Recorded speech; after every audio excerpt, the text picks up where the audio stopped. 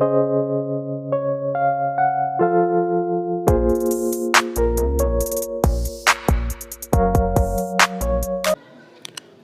students. I am your Girija sir. I serve as a lecturer in Odia, Government Women's College, Puri.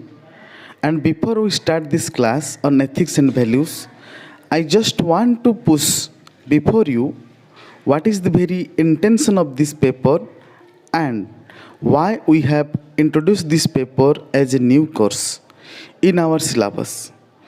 So, ethics and values, if you say, it is how it has come into the domain of education.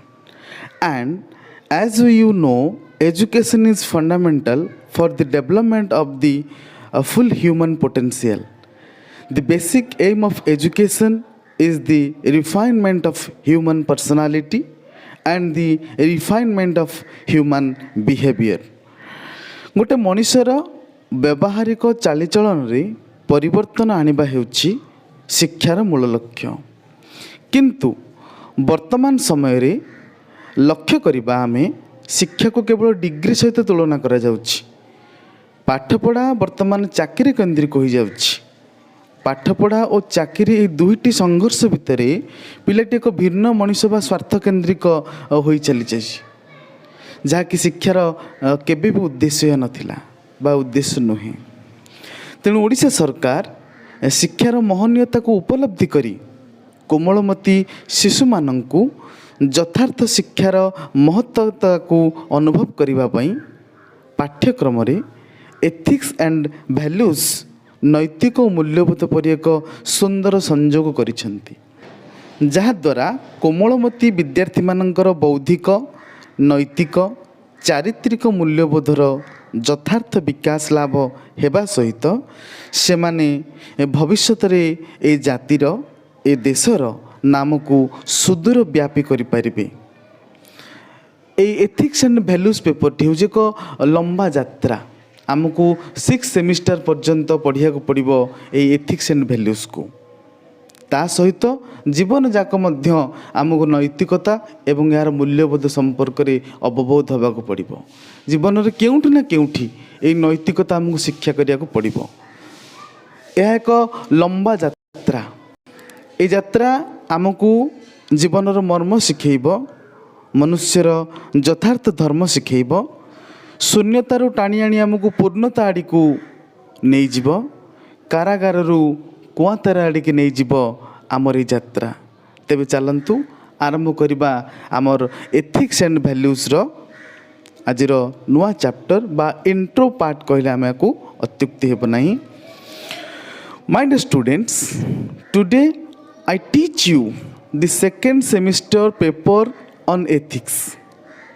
Now let me come to introducing these subjects. You know, this subject is 2.1 is Indian Constitution, salient values of the preamble.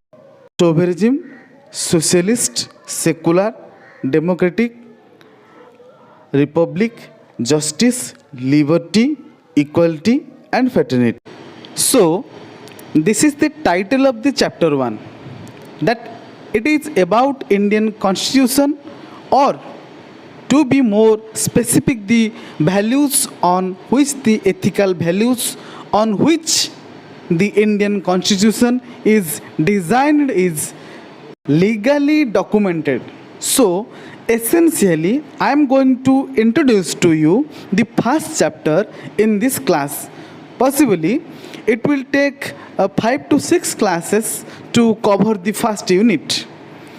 पिला माने मु आपण मानंकु उभय इंग्राजी और ओडिया भाषा रे बुझेई देबी, जहा को आपण बुझिया पई एवं नोट करिवा पई सहज हेबो। पिला माने आमे प्रथमे आलोचना करिबा एही चैप्टर रो स्ट्रक्चर बा जो तार सज्जीकरण संपर्क रे बा सामग्रिक भाव रे आमे ताको बा तार संरचना को यथार्थ रे संरचना को आमे जदि लक्ष्य करिबा तेबे आमे प्रथमे देखिबा ऑब्जेक्टिव्स अछि। ऑब्जेक्टिव्स अर्थ होछि उद्देश्य, अर्थात ए जो संविधान जो तैयारी हिज तार उद्देश्य कोन तापर अच्छे तार इंट्रोड्यूस अच्छी आपण मैंने लक्ष्य करुवे स्क्रीन उपरे इंट्रोड्यूस अच्छी इंट्रोडक्शन हूँ तार परिचय making of the Indian constitution and its objectives भारतीय संविधान एवं यार उद्देश्य प्रस्तुत करवा the preamble values and salient features अर्थात सांविधानिक गठन और प्रमुख वैशिष्ट्य गुड़िक संपर्क में आलोचना करवा कौन कौन सब रही तापर रही सोवरेनिटी अच्छी जहाँ हूँ सार्वभौमत्व तापर हूँ सोशलिज्म समाजवाद सेकुलरिज्म धर्मनिरपेक्ष डेमोक्रेसी लोकतंत्र रिपब्लिक गणतंत्र जस्टिस न्याय लिबर्टी इक्वालिटी समानता उपर आमर जो दि जाइए समानता अधिकार फैटर्निटी अर्थात भातृत्व डिग्निटी सम्मान unity and integrity of the nation जातिर एकता एवं अखंडता 1.4 अच्छी the values of the Indian constitution भारतीय संविधान मूल्य गुड़िक संपर्क में आलोचना करवा तेणु आपण मैंने प्रथमे ये जो चैप्टर 1 रो स्ट्रक्चर टिक देइछि ताकू भल भाव में आपण आखि सामने रखंतु एवं बुझा को चेष्टा करंतु जे भारतीय संविधान रे किभली भाव में गोटे अखंड भारत निर्माण करने गोटे सुंदर परिकल्पना करा जाइछि जहाँकि आमर पढ़ला बुझिला एवं भारतीय संविधान को पुंखानुपुंख भाव अनुशीलन कलापर अध्ययन कलापर आम ये अखंड भारतर महानता संपर्क में जापर तेणु पिला माने चलतु आरंभ करवा आमर चैप्टर 1 रे जो थिबा ऑब्जेक्टिव संपर्क में आरंभ करवा गोटे संविधान हेउची गोटे राज्य गोटे देश किंबा गोटे जातिर मौलिक नियम यह राज्यर उद्देश्य सरकारक विभिन्न गाठनिक अंग भाव कार्य करिथाय तत्सहित नागरिक मानकर अधिकार एवं कर्तव्य संपर्क में सचेतन करिथाय संविधान एवं सांविधानिक दायित्व और कर्तव्यर उपयुक्त प्रयोग अध्ययन पर ही जड़े यथार्थ भाव यार महनीयता को उपलब्धि करि परिबो परिचय आम देखा इंट्रोडक्शन 1.1 रे आधुनिक राज्यर मूल उद्देश्य हेउची यार लोकंक कल्याण जनसाधारण मानक कल्याण साधन पई एक राज्य एक सरकार एक आईन कार्य करिबा उचित सरकार तथा नागरिकों सह सुसंपर्क स्थापन करे संविधान एही संविधान माध्यम रे सकल प्रकार नियम और उद्देश्य मान रही जहाँ कि केवल जनसाधारण मानक कल्याण अर्थ संविधान निर्माणकर्ता माने गोटे बेसिक फ्रेमवर्क माध्यम रे यार संरचना करिसेंती एक आधुनिक कल्याणकारी स्थिति भाव में आम देश भारत वर्ष एक संविधान माध्यम रे परिचालित भारतर संविधान फ्रेमटी 1946 रु 1949 ख्रीष्टाब्द मध्य प्रस्तुत करा जाइथिला बहु वितर्क और विचार विमर्श पर यही विधान आमर विधान सभा निश्चित होईछि जहाँ फल यही आदर्शर प्रतिफलन आम संविधान रे झलसी उठुछि आम संविधान प्रारंभ रे समस्त नागरिक माननकु समान न्याय समानता और स्वाधीनता पाई गोटिए नीति प्रणयन करा जाइछि संविधान रो सांविधानिक वैशिष्ट्य गुड़िक प्रत्यक्ष और परोक्ष भाव में किभली विकसित होइछि ताहा एही चैप्टर रे आलोचना करिबा तत्सहित राजनीतिक दर्शन किभली भारतीय संविधान रे प्रतिफलित होइछि से संपर्क मध्य आलोचना करिबा 1.2 रे आपण देखिबे making of Indian constitution and its objectives Bharat रे संविधान गठन करिबा पई प्रथमे 1946 मसीह रे कैबिनेट मिशन योजना अनुसार भारतर आसेम्बली गठन करा जायतिला एवं पर भारत और पाकिस्तान रो विभाजन करागला 3 जून 1947 माउंट बेटन घोषणानामा अनुसार डॉक्टर बी.आर. अम्बेडकर अध्यक्षतार एक ड्राफ्टिंग कमिटी गठन करा जायतिला संविधान को लिखिबा पई एही महान भारतीय संविधान को निर्माण करिबा पई 2 वर्ष 11 मास 18 दिन एक लंबा यात्रा पर एही महान संविधान रो 11तम अधिवेशन रे दीर्घ समय वितर्क और आलोचना पर नवेम्बर 26 तारिख 1949 मसीह सर्वसम्मत भाव ग्रहण करा जायतिला एवं जनवरी मास 26 तारिख 1950 मसीह यही संविधान कार्यकारी होइतिला।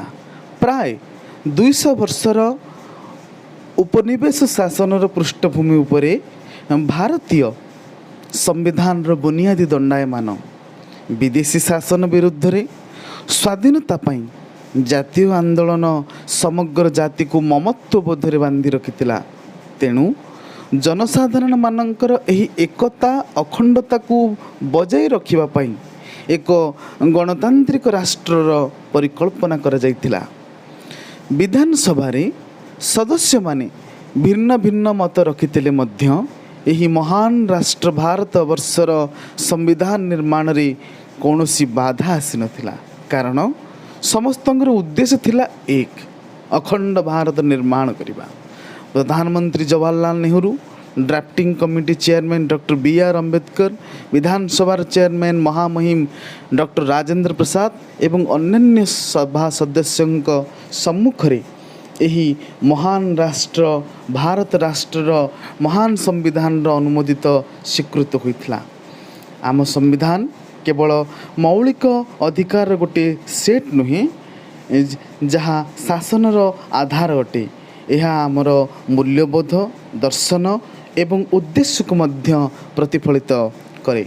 आपण माने स्क्रीन पर लक्ष्य करंतु आमर संविधान रो मुखबंधरे जहाँ लिखा जाइछि the constitution of India preamble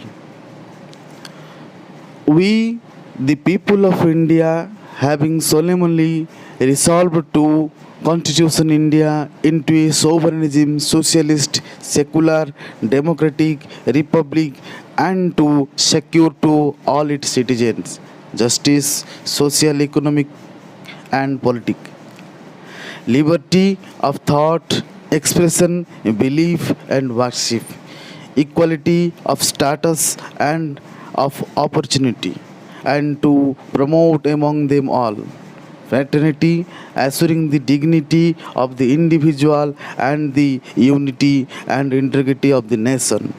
In our Constitution Assembly, this 26th day of November 1949, do hereby adopt, enact, and to give to ourselves this Constitution.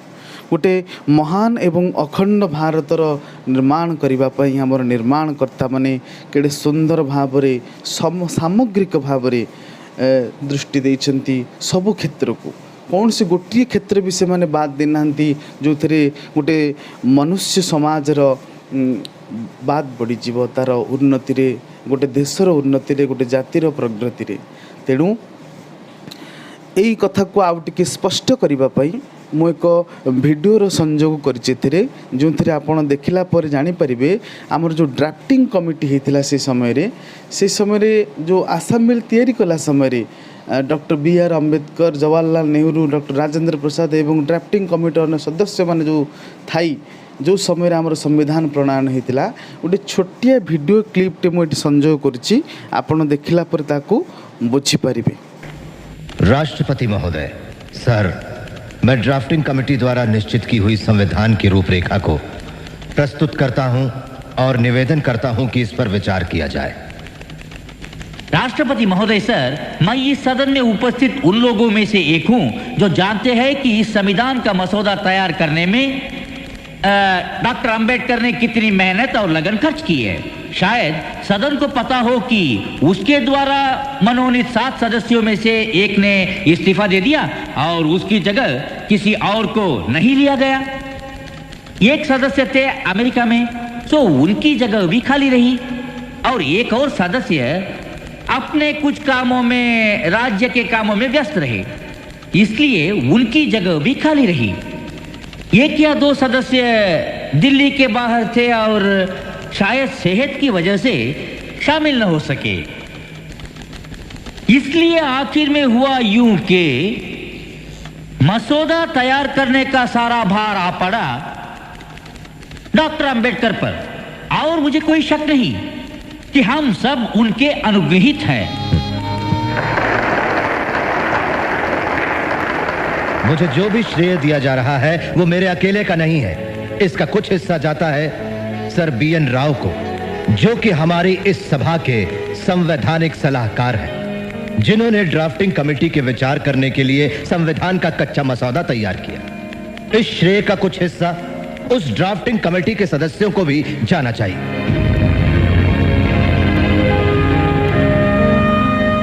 मैं यहां पर संविधान की अच्छाइयां गिनाने नहीं जाऊंगा, क्योंकि मुझे लगता है कि संविधान कितना भी अच्छा क्यों ना हो, वो अंततः बुरा साबित होगा अगर उसे इस्तेमाल में लाने वाले लोग बुरे होंगे, और संविधान कितना भी बुरा क्यों ना हो, वो अंततः अच्छा साबित होगा अगर उसे इस्तेमाल में लाने वाले लोग अच्छे होंगे। इसलिए जनता और उसके राजनीतिक दलों की भूमिका को संदर्भ में लाए बिना संविधान पर कोई भी निर्णय देना या कोई भी टिप्पणी करना मेरे विचार में व्यर्थ होगा। धन्यवाद। जन गण मन अधिनायक जय हे भारत भाग्य विधाता। पंजाब सिंध गुजरात मराठा द्राविड उत्कल बंगा। विंध्य हिमाचल यमुना गंगा उच्चल जलधि तरंगा। तव शुभ नामे जागे तव शुभ आशीष मांगे। गाहे तव जय गाथा जन गण मंगलदायक जय हे भारत भाग्य विधाता। जय हे जय हे जय हे जय जय जय जय हे। आपण मैंने देखुले वीडियो फुटेज जहाँकि ड्राफ्टिंग कमिटी जो समय होता से समय भिडियोटी देखुले एवं जातीय संगीत शुणिले। भारतीय संविधान परिचय संपर्क में शुणिले। सम्यक सूचना जहाँकि मुझे यह मोर एक क्षुद्र प्रयास मात्र थिला। आशा करुच्ची आपण मैंने भारतीय संविधान री इंट्रो सेक्शन रे सम्यक धारणा पाई परिथिबे। जदि किसी डाउट्स रही कमेंट सेक्शन रे निज निजर मतामत लिखंतु। मु चेष्टा करी परवर्ती वीडियो रे आउ किछि नुआ तथ्य आनिबा पई। या पर ये जो वीडियोटी आसीबो सेथिरे हमरो डिटेल्स एनालाइज हेतिबो, जहा कि हमरो the preamble values and silent feature जहा हमरो सब रहिछि से संपर्क में आलोचना करी। तेणु समस्त को धन्यवाद रहुछि।